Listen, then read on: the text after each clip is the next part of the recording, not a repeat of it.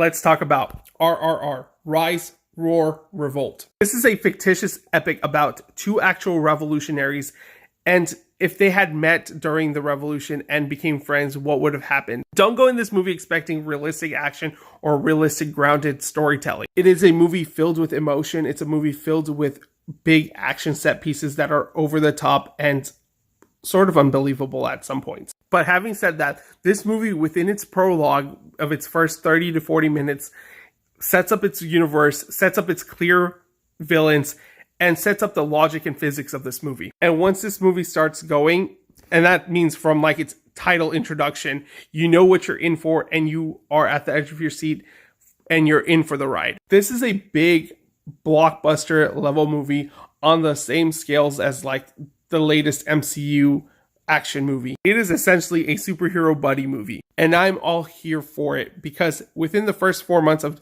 2022, I think this is probably my favorite movie of the year so far. I want to get the negatives out of the way before I gush over this movie.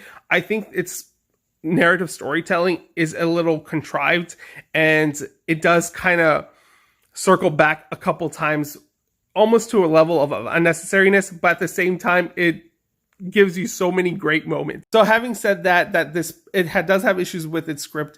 I think this movie is brilliantly directed. The cinematography is gorgeous.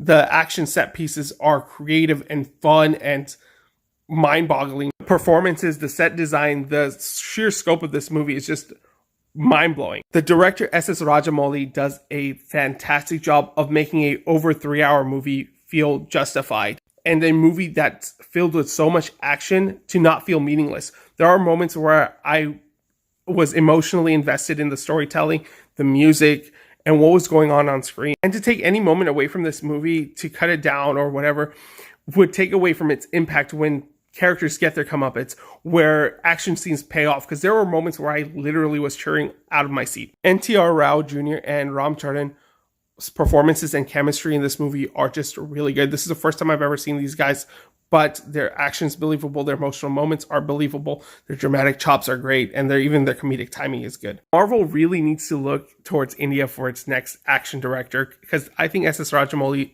is that guy. And having said all that, this is a really good, really fun masala popcorn movie that I was watching at the edge of my seat, never once really bored, just shoving popcorn and enjoying myself. This is a great time at the movies, guys. Go check it out if you can.